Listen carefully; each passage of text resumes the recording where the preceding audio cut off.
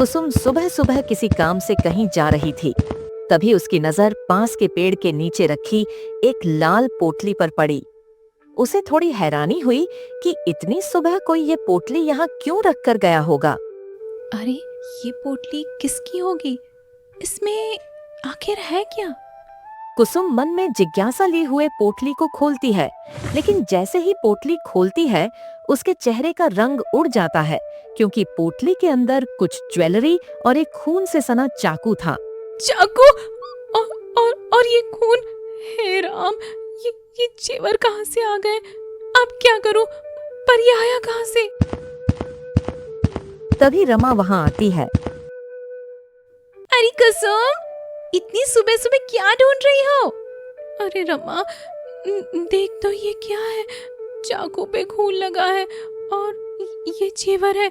हे भगवान, कहीं कुछ अनहोनी तो नहीं हो गई? अरे दैया, ये क्या है कुसुम? तुझे ये कहाँ से मिला?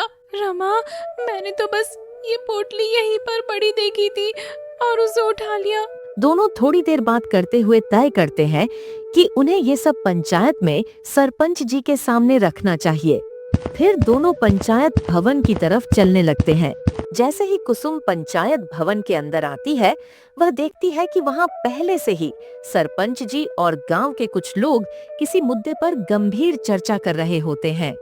माहौल थोड़ा गंभीर और शांत होता है। कुसुम कुछ पल के लिए रुकती है, फिर साहस जुटाकर सबके सामने सरपंच जी से कहती है, सरपंच जी, ये पोटली मुझे मेरे घर के पास बरगद के पेड़ के नीचे रखी हुई मिली थी और इसमें खून से सना चाकू और कुछ जेवर भी है। ये क्या कह रही हो कुसुम बेटा? खून से सना चाकू और जेवर? ये तो बहुत अजीब बात है। कुसुम सबके सामने वह पोटली खोलकर रख देती है और दरवाजे के पास जाकर रमा के साथ खड़ी हो जाती है। जैसे ही गांव वाले जेवर को देखते हैं और पहचानने की कोशिश करते हैं, तभी एक गांव वाला बोलता है, ये जेवर तो मालती दीदी के जैसे लग रहे हैं। मालती उसी गांव में अकेली रहती थी, लेकिन एक साल पहले वो अचानक गायब हो गई। गांव वालों को लगा था कि शायद वो किसी रिश्तेदार के यहाँ दूसरे गांव चली गई होगी, मगर आज उसके जेवर और उनके साथ मिला खून से सना हुआ एक चाकू उसके गायब होने की कहानी पर कुछ ऐसे सवाल खड़े कर रहे थे जिनके जवाब किसी के पास नहीं थे। जैसे ही पता चलता है कि ये जेवर मालती के हैं, तभी वहाँ खड़ा एक गांव का युवक जिसका नाम जयकरण होता है, वो बोलता है, सरपंच जी, एक बात कहनी है, पता नहीं कैसे कहूँ, लेकिन मैंने मालती को चाची धर के साथ झगड़ा करते हुए देखा था। क्या तू सच कह रहा है जयकरण? हाँ सरपंच जी, मैंने खुद अपनी आंखों से देखा। वो दोनों आम के पेड़ के पास खड़े थे। चाची धर गुस्से में कुछ कह रहा था और मालती चुपचाप सुन रही थी। अचानक दोनों में तेज बहस होने लगी। उसके बाद मालती वहां से चली गई, पर उसके बाद से उसे कोई नहीं देख पाया। हो ना हो, चाची धर ने ही कुछ किया है मालती के साथ। चाची धर गांव के सबसे बुजुर्ग और समझदार इंसान थे। जयकरण का उन पर सीधे आरोप लगाना उनके चरित्र पर बहुत सवाल उठा रहे थे। थोड़ी देर शांत रहने के बाद चाची धर अपनी सफाई में कुछ कहते हैं। ये क्या बकवास कर रहा है जयकरण? मैं क्यों मालती को नुकसान पहुंचाऊंगा? झगड़ा तो हुआ था, लेकिन मैंने उसे कुछ नहीं किया। मुझ पर फालतू का इल्जाम मत लगाओ, मैंने कुछ नहीं किया है। गांव में कोई ऐसा भी था जो पंचायत पर छुपकर नजरें गड़ाए बैठा था, जैसे पूरी शतरंज उसी के दिमाग में बिछी हो। राजा, वजीर, प्यादे सब उसकी चालों के मोहरे थे। तभी गांव का एक नौजवान सहमा सहमा सा सरपंच जी के पास आता है। उसके चेहरे पर डर और उलझन साफ झलक रही है। हिचकिचाते हुए उसने धीमी आवाज में कहा, सरपंच जी, मैं कुछ जानता हूँ। क्या जानते हो बेटा? डरो नहीं, साफ साफ बताओ। दरअसल जिस दिन चाची धर और मालती का झगड़ा हुआ था, उसके बाद मैंने रघुनाथ को मालती के घर जाते देखा था और रघुनाथ बहुत गुस्से में था। दरअसल रघुनाथ चाची धर का ही भतीजा होता है। दूसरी चाल भी सीधा निशाने पर लगी थी और इस बार उनका भतीजा रघुनाथ भी शामिल होता है। सरपंच जी अभी भी सोच में पड़े होते हैं, क्योंकि चाचीधर गांव के बहुत ही सम्मानित बुजुर्ग थे।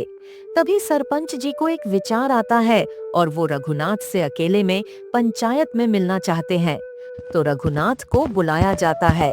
जैसे ही रघुनाथ पंचायत में आता है तो सरपंच जी उससे उस पर लगे आरोपों के बारे में पूछते हैं। सच सच बता रघुनाथ, ये सब झूठ है। मैं वहां नहीं गया था। मुझे फंसाने की साजिश है। सरपंच जी को रघुनाथ की बॉडी लैंग्वेज में वो आत्मविश्वास नहीं दिख रहा था जो होना चाहिए। सरपंच जी थोड़ा घुमाकर बात करते हैं और रघुनाथ को बताते हैं कि चाचीधर ने पूरा सच सबको बता दिया है और अब हमें उनको पुलिस के हवाले करना पड़ेगा। ये सुनकर रघुनाथ टूट जाता है और वो सरपंच जी से कहता है, मुखिया जी, मैं बताता हूँ। राम प्यारी का चाचा से झगड़ा हुआ था। गुस्से में मैंने उसे धक्का दे दिया और वो गिरकर मर गई। चाचा ने कहा कि किसी को मत बताना। फिर हमने उसकी लाश को नदी में फेंक दिया।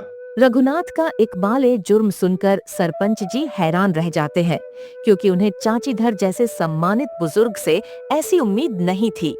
वह तुरंत चाचीधर और सारे गांव वालों को पंचायत के अंदर बुलाते हैं और फिर कहते हैं, तूने सच में ये सब किया? और चाचीधर, तूने उसे बचाने के लिए ये सब छुपाया? सरपंच जी चाचीधर और रघुनाथ को पुलिस के हवाले करने की सोचते हैं। बाहर खड़ा वो गुमनाम इंसान मन ही मन बहुत खुश था, क्योंकि अभी तक खेल वैसे ही चल रहा था जैसा वो चाहता था। लेकिन अभी कहानी में एक ट्विस्ट बाकी था।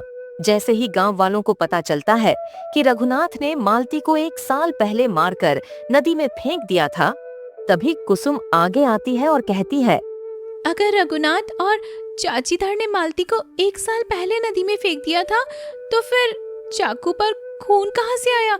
और वो खून तो एकदम ताजा लग रहा है, जैसे कुछ दिन पहले ही उस चाकू से किसी का खून हुआ हो। कुसुम की बात में दम था। अगर हत्या 1 साल पहले हुई थी और चाकू इस्तेमाल ही नहीं हुआ, तो अब मिले चाकू पर ताजा खून कैसे आया? ये सुनकर सरपंच और गांव वाले सोच में पड़ गए। पंचायत में बेचैनी फैल गई। सबसे ज्यादा घबराया वो इंसान था जो दूर से चुपचाप सारा तमाशा देख रहा था, क्योंकि अब उसकी सारी चालें नाकाम होती नजर आ रही थीं। अगर ये खून मालती का नहीं है तो किसका है? तो क्या किसी और की भी हत्या हुई है? सरपंच जी सबको पंचायत से बाहर जाने को कहते हैं, लेकिन जयकरण और महेंद्र को रोक लेते हैं। फिर दोनों से कहते हैं, महेंद्र और जयकरण, तुम दोनों आज बरगद के पेड़ के पास पहरा दोगे। मुझे ऐसा लगता है कि वहां कुछ ना कुछ सबूत कातिल ने छोड़ा होगा और उसे मिटाने के लिए वो आज रात जरूर आएगा। रात होते ही महेंद्र और जयकरण पेड़ के पास छुपकर पहरा दे रहे थे। अचानक झाड़ियों में कुछ सरसराहट हुई। जयकरण, मुझे भी आवाज सुनाई दी। हाँ, कौन है वहाँ? बाहर आओ। एक आदमी भागने की कोशिश कर रहा था। दोनों ने बिना देरी किए उसका पीछा किया। महेंद्र ने फुर्ती से उसे पकड़ लिया। अरे, ये तो हरीश हलवाई है। सुबह होते ही हरीश को गांव वालों के सामने पंचायत में पेश किया गया। अरे हरीश हलवाई, तू इतनी रात को बरगद के पेड़ के पास क्या कर रहा था भाई? मुखिया जी, मैंने कुछ नहीं किया, पर हाँ, राम प्यारी के घर से मैंने 1 साल पहले ये गहने चुराए थे। तो ये खून कहाँ से आया?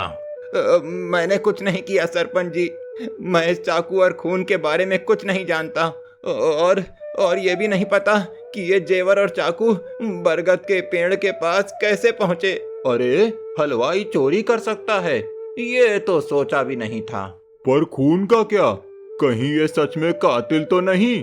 जैसे ही पंचायत खत्म होती है, चाचीधर चुपचाप गांव के एक आदमी पर नजर रखना शुरू कर देता है। वो कोई और नहीं बल्कि गांव का वैद्य मोहन होता है।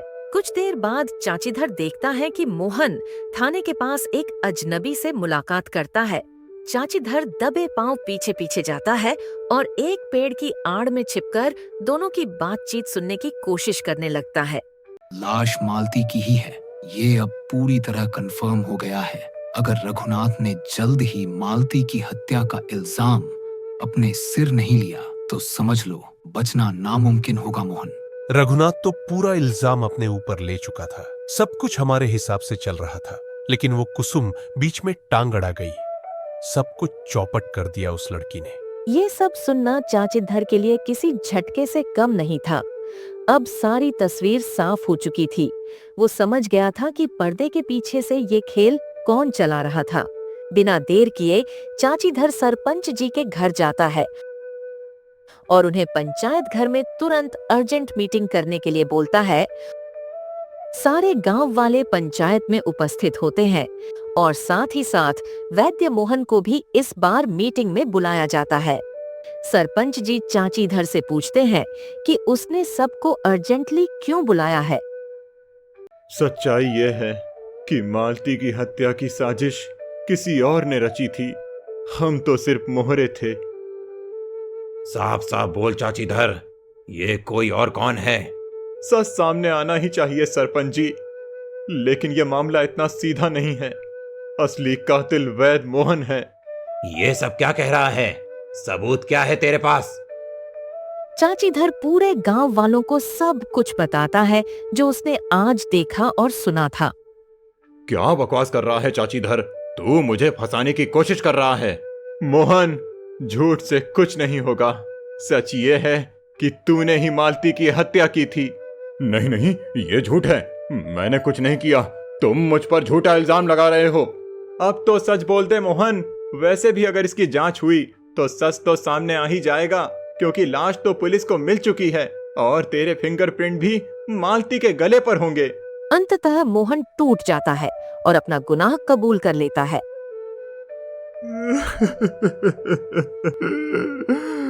हाँ, मैंने ही मारा था मालती को।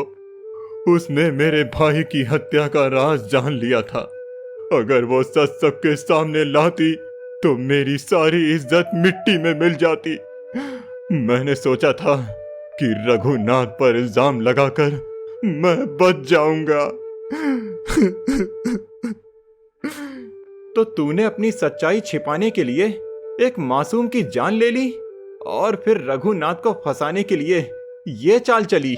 मुझे माफ कर दो, मुझसे बहुत बड़ी गलती हो गई। गलती नहीं, पाप किया है तूने। पुलिस को बुलाओ, अब इसका फैसला कानून करेगा।